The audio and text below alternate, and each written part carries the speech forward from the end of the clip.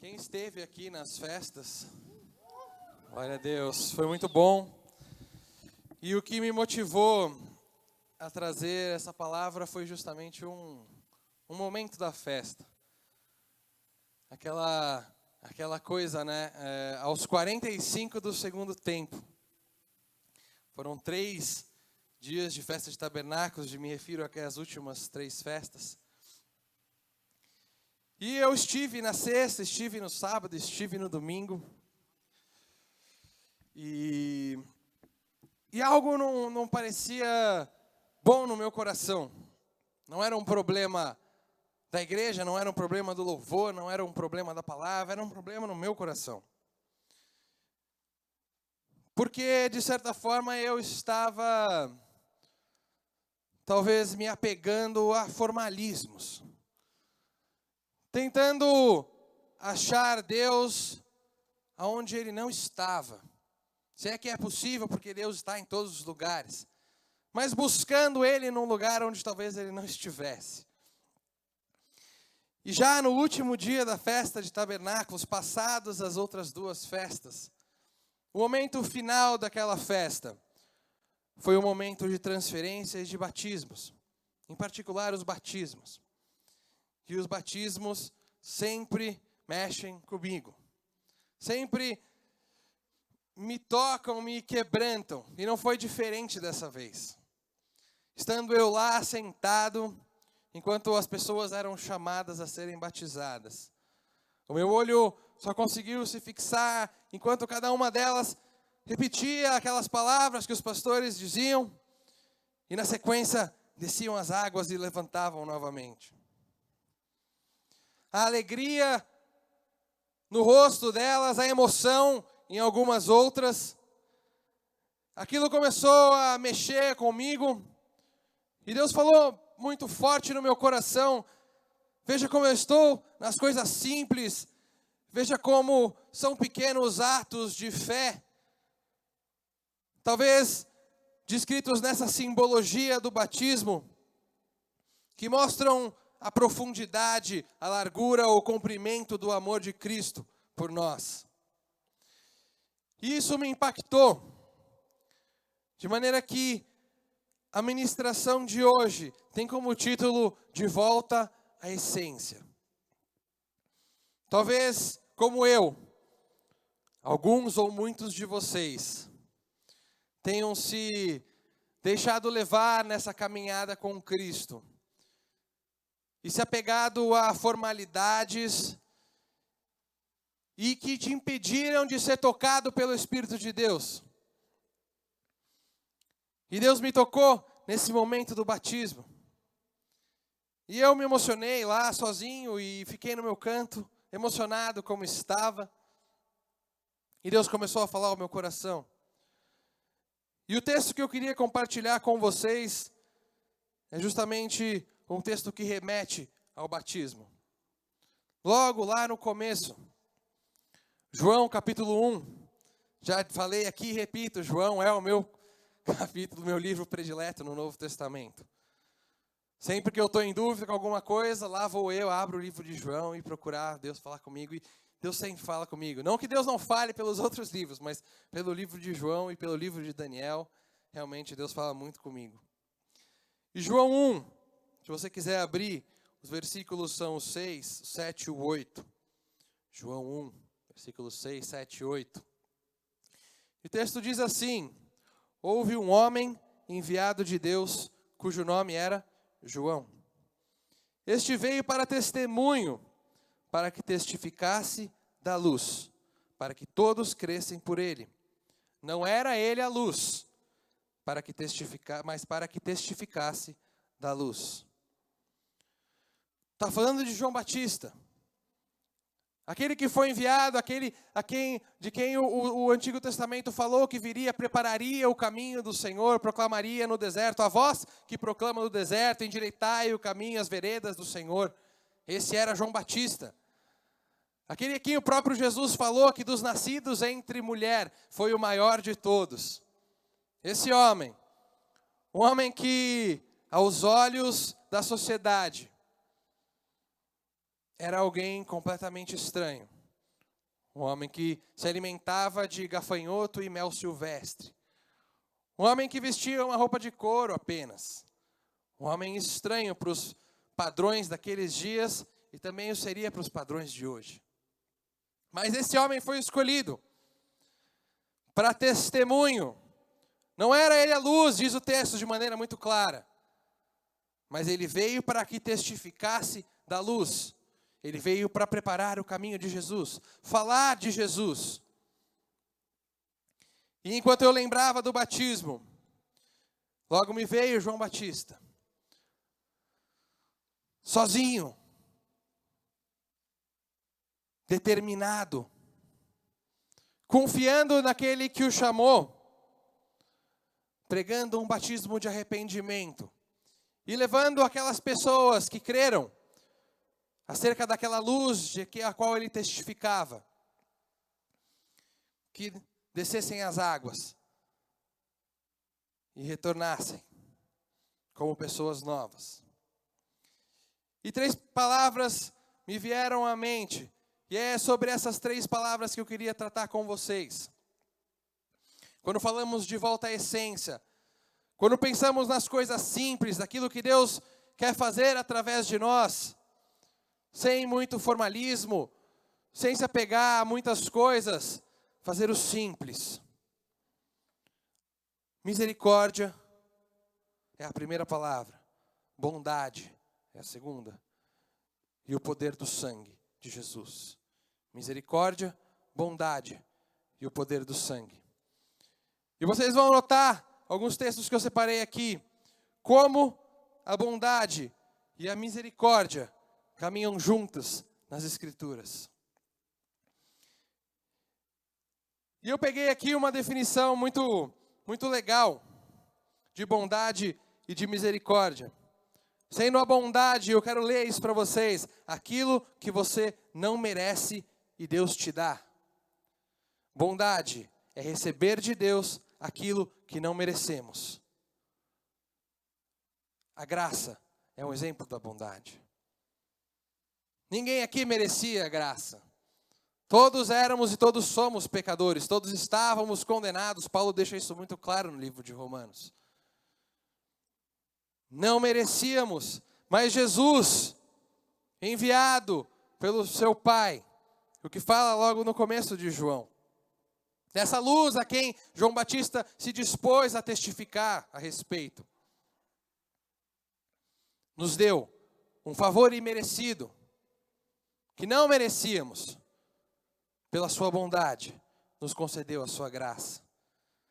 Mas a misericórdia, veja você, é o contrário. Se a bondade é aquilo que você não merece e Deus te dá, a misericórdia, por outro lado, é aquilo que você merece e Deus não te dá.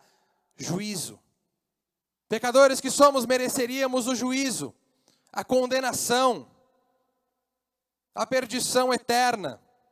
Mas Jesus, pela sua graça, pela sua bondade, mas pela sua misericórdia, nos salva desse juízo que merecíamos.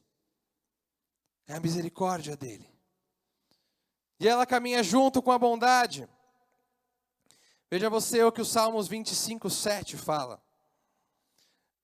O salmista diz assim: não te lembres dos pecados da minha mocidade, nem das minhas transgressões. Mas, segundo a tua misericórdia, lembra-te de mim, por tua bondade, Senhor. Misericórdia e bondade caminham juntas nas Escrituras. O salmista fala: olha, eu sou pecador, eu reconheço aqui o meu pecado. Eu mereceria um juízo, mas Deus, pela sua misericórdia, não nos dá esse juízo. E ele fala aqui: Senhor, não te lembres dos meus pecados, mas segundo a tua misericórdia, não me condene. Lembra-te de mim por tua bondade, pela aquela graça que o Senhor me deu. Faz ela presente mais uma vez na minha vida. E lembra-te do teu servo. Isso desde lá de trás. E João veio pregar isso, de maneira muito simples, muito coerente. Se arrependam dos seus pecados. Obviamente que a vida com Deus, a partir da salvação, a partir do batismo, exige um caminhar, uma busca pela santificação, tudo isso é muito verdade. Mas se nos apegarmos à simplicidade do batismo, se nos lembrarmos diariamente de como fomos salvos não sendo merecedores, se nos lembrarmos que a misericórdia de Deus se renova a cada dia nas nossas vidas, se reconhecermos que aquele sacrifício que se deu logo depois com Jesus, naquela cruz em que Ele derrama o sangue dele, teve poder para nos separar da morte eterna, para nos perdoar o pecado, aquele sangue que foi vertido na cruz. Jesus morreu por mim e por você, isso aqui acho que todo mundo sabe. E há poder naquele sangue, porque desde o momento em que aquele sangue foi derramado, nunca mais o inferno teve poder para chegar na sua cara e falar: ei, pecador, você está condenado. Não, não estou mais condenado. A misericórdia e a bondade de Deus estão comigo. Está quente aqui. Eu separei mais uns textos, mas antes eu queria falar com vocês algo interessante. Vejam, pensem no sacrifício de Jesus. E a liberdade que nos concede o sacrifício de Jesus. Ele morre naquela cruz, pela bondade, pela misericórdia dele, somos alcançados. Nos garante uma liberdade, mas não por algo que nós fizemos. Justamente isso, a minha liberdade, a sua liberdade, não está baseada naquilo que eu ou você fizemos. Nossa, obrigado, ficou muito bom. Meu Deus, fazia tempo que eu não sentia calor assim.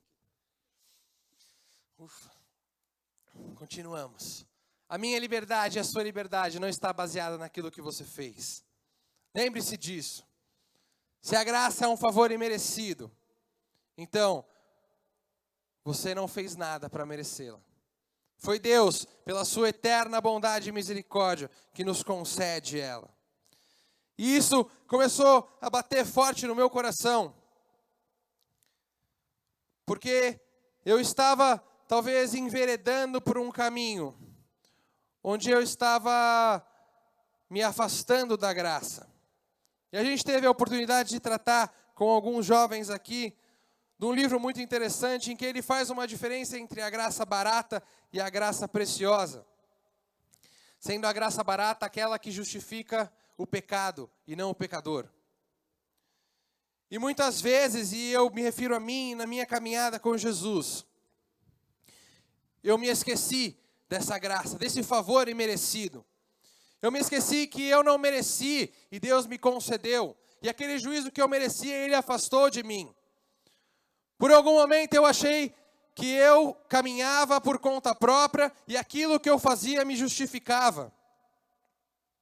Que eu poderia simplesmente tomar as minhas próprias decisões com Cristo, andando talvez paralelamente com Ele, só para justificar o meu pecado. Mas Deus, pela sua infinita misericórdia, me acordou. E se Ele falou isso ao meu coração é porque eu precisava, e eu reconheço aqui. Mas eu creio que Ele quer nos levar à simplicidade mais uma vez. E aqui talvez todos, ou se não a maioria, tiveram a oportunidade de experimentar o poder de Jesus na sua vida. Puderem em algum momento reconhecer a soberania, ser tocado, transformado, para aquele sentimento que não se explica. Porque não é um sentimento, é uma transformação interna que Jesus faz na nossa vida. Por isso nós somos provas vivas do que o sangue de Jesus pode fazer. Do que aquele sangue derramado pela minha e pela sua vida, do poder que Ele tem, e do que Jesus colocou nas nossas mãos para fazermos. Cantarmos, espalharmos, falarmos da sua bondade e da sua misericórdia. Perceba como o texto fala de maneira muito clara. Ele diz respeito a João. Ele fala, olha, houve um homem de Deus cujo nome era João. Está falando de João Batista, sim. E veio para testemunho para que testificasse da luz. Não era ele a luz é Jesus, permanece sendo, sempre será. Mas para que testificasse da luz. Ele foi chamado por um propósito. Mas lembre-se que esse testemunho não parou por aí. A mensagem da salvação, a mensagem da bondade, a mensagem da misericórdia atravessou os séculos e chegou até os dias de hoje. Vidas são alcançadas, pessoas são salvas até o dia de hoje. E não é mais pela pregação de João Batista, porque ele já não está mais entre nós. Mas é porque outras pessoas compreenderam que a misericórdia e a graça de Deus é para todos, que entenderam que haveria necessidade de testificar da luz, que o testemunho da luz não se limitava ao texto da Bíblia escrito, mas que exigia de nós, aqueles que reconhecemos Jesus como nosso Senhor e Salvador, um passo além, uma determinação, uma boa vontade de poder falar, cantar sobre a sua bondade, sobre a sua misericórdia. Salmo 145, 9. O Senhor é bom para todos, e as suas misericórdias são sobre todas as suas obras. Bondade e misericórdia, mais uma vez caminhando lado a lado. Aquilo que você não merecia e Ele te deu, aquilo que você não merecia, que Ele te justificou. Percebam como a palavra vai tratar disso cada vez de maneira muito coerente e sempre caminhando juntas. Lembrando da graça, lembrando da misericórdia. E aqui entra a nossa função. Aqui entra aquilo que Jesus nos chamou, porque o mandamento que vem aqui é do próprio Cristo. João 8, 12. Falou-lhes, pois, Jesus outra vez, dizendo: Eu sou a luz do mundo. Quem me segue não andará em trevas, mas terá a luz da vida. Há aqui uma clara referência a João 1. Olha o que diz João 1, nós acabamos de ler. Houve um homem enviado de Deus, cujo nome era João. Este veio para testemunhar para que tu ache da luz. Essa luz, Jesus Cristo, que não tinha chegado até aquele momento, chegou, apareceu e disse: Eu sou a luz. Aquela luz a que João se referiu, sou eu. Mas ele não parou aí. Porque em Mateus 5, 14, ele falou para nós: Vós sois a luz do mundo. Agora, ele colocou um peso sobre mim e sobre você. Enquanto ele esteve na terra, ele foi a luz. Ele continua sendo, obviamente. Pregou, fez o seu ministério. Mas deixou muito claro aqui, aquilo que João fez deveria ser continuado. Aquele trabalho não poderia parar em João. Então Jesus, indo além, fala agora: vocês são a luz do mundo.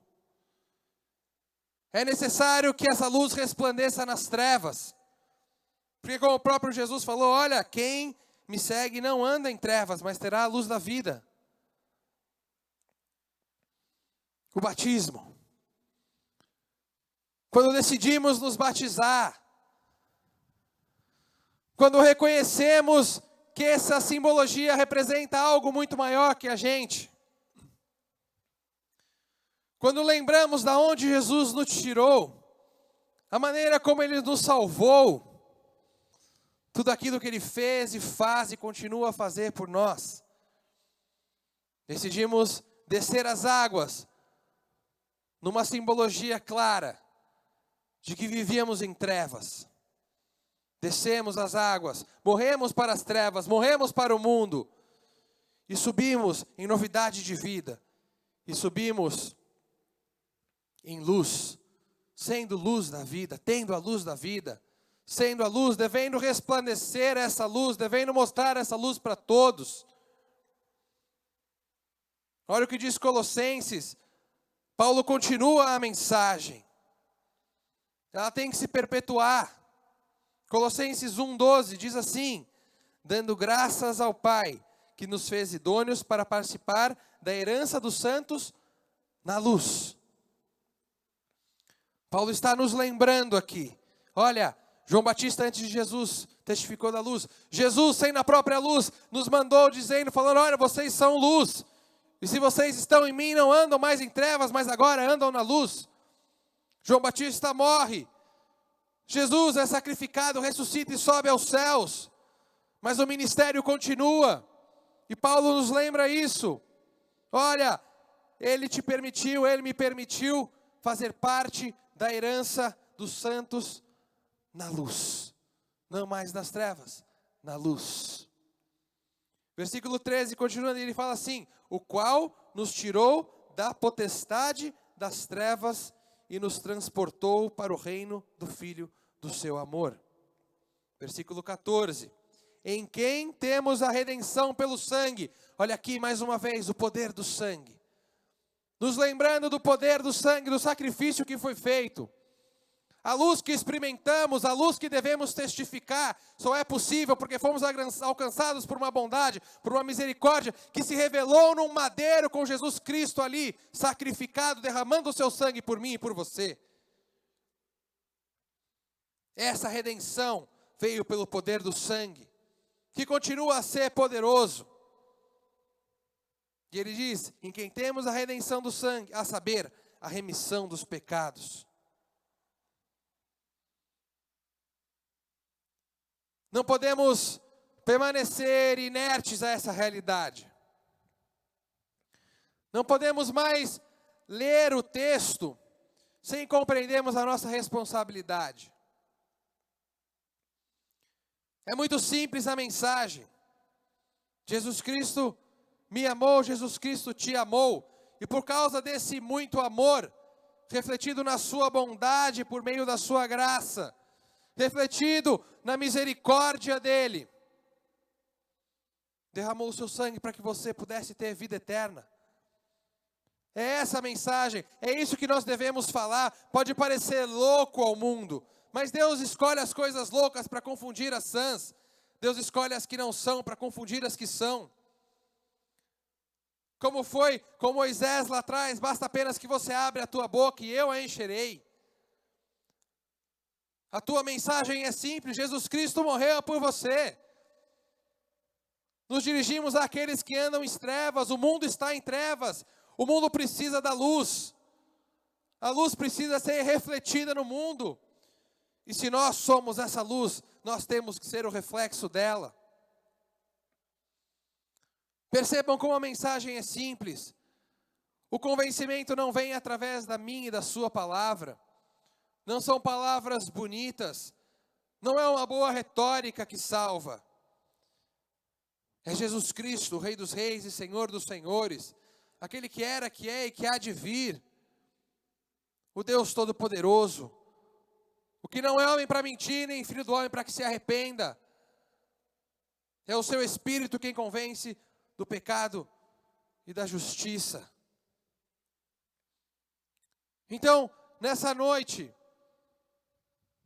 eu quero te lembrar, se você se esqueceu disso, que a nós cabe refletirmos a luz dele. A nós cabe transmitirmos essa mensagem, nessas 3 simples palavras: misericórdia, bondade e o poder do sangue de Jesus. Olha o que diz o Salmo 23:6, o salmo conhecido de todos. O final do Salmo, ele fala: o Senhor é meu pastor e nada me faltará, me faz em pastos verdejantes, guia-me mansamente pelas águas de descanso, prepara na mesa e vai indo, ainda que eu ande pelo vale da sombra da morte e tudo mais. Mas olha o final do Salmo 23:6. Certamente que a bondade e a misericórdia me seguirão todos os dias da minha vida. Eu vou ler de novo. Certamente que a bondade e a misericórdia me seguirão todos os dias da minha vida. E habitarei na casa do Senhor por longos dias. Aleluia por isso. Glória a Deus por isso. Porque Ele te deu essa bondade. Ele te alcançou com essa bondade. Ele te alcançou com essa misericórdia. Elas te seguem. Não como justificativa do seu pecado. Porque Ele conta com o seu pecado para o seu próprio aperfeiçoamento. Mas como um lembrete de que a partir do momento em que decidimos seguir a Cristo, a sua bondade e a sua misericórdia nunca mais se apartariam da nossa vida. E habitarei na casa do Senhor por longos dias. Essa é a promessa dele para aqueles que querem viver um evangelho simples, mas poderoso. Porque há poder no sangue de Jesus. Continua a haver poder no sangue de Jesus para curar, para libertar, para transformar. Nós ficamos parados, nós não nos deixamos levar pelo poder do Espírito, porque achamos que é pela nossa força, que achamos que é pelas nossas palavras. Nós nunca seremos melhor do que ninguém. Ninguém aqui é melhor do que ninguém. Ele nos chamou a todos porque somos pecadores, sempre seremos pecadores. Jesus claramente adverte quanto a julgar o próximo. Então não se julgue a si mesmo, limitando o seu poder e aquilo que Deus quer fazer. Ele quer te transformar, mas a partir do momento que Ele te transforma, Ele quer te usar, passando de um ser transformado para um agente transformador. Alguém que foi alcançado pela misericórdia, pela bondade e pelo poder do sangue de Jesus. Que compreende que é a luz. Que como João Batista testificou da luz, agora devemos nós também testificar dela. Ser um reflexo dela. Um reflexo dessa misericórdia que te segue. Dessa bondade que te segue. Porque pelo seu sangue houve a remissão do meu e do seu pecado. Eu já estou terminando, se o louvor quiser voltar. De volta à essência. A simplicidade do Evangelho. É isso que Jesus nos chama a fazer. E ainda que, diferente de mim, você talvez não tenha se apegado a formalismos e buscado a Deus aonde talvez Ele não estivesse. Ainda assim, esse lembrete é válido para cada um de nós aqui. Porque se você chegou aqui hoje, pensando que o seu pecado não te permitiria voltar para Jesus, Ele claramente te lembra que a misericórdia e a bondade dele te seguem todos os dias. Que aquele juízo que você merecia, Ele afastou de você. E que você foi alcançado pela graça que você não merecia. Eu quero te convidar hoje. Se você entende o chamado de viver com Jesus.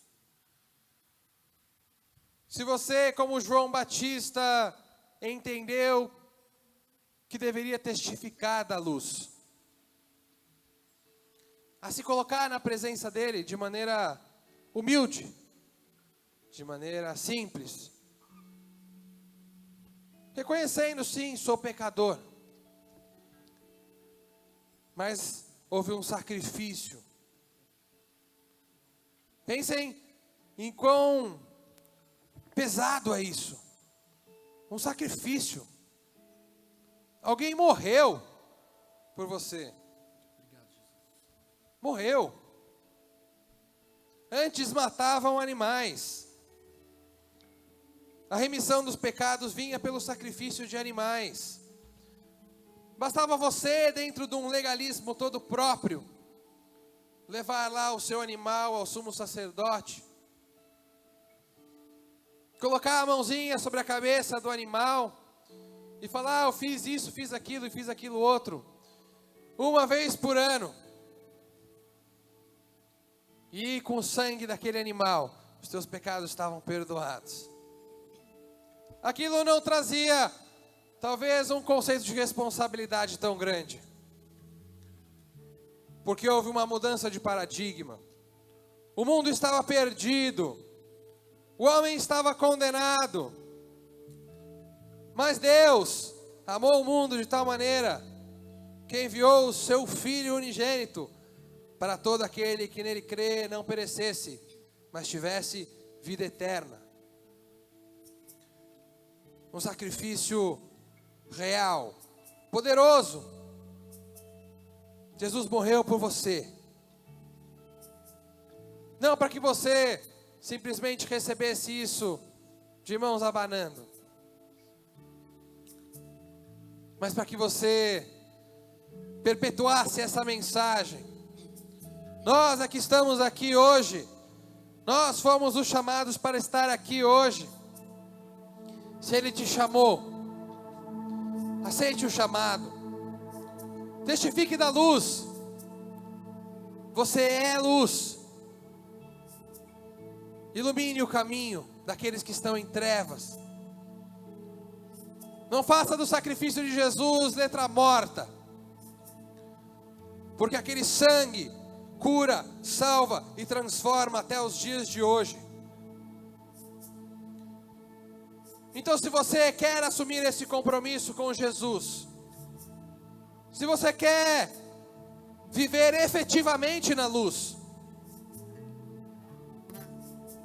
então eu quero te convidar a se colocar na presença dEle nessa noite e simplesmente falar: Senhor, me leva pelos teus caminhos de luz, para que eu possa refleti-la ao meu redor, para que aqueles que andam em trevas possam te conhecer como se deve. Em nome de Jesus.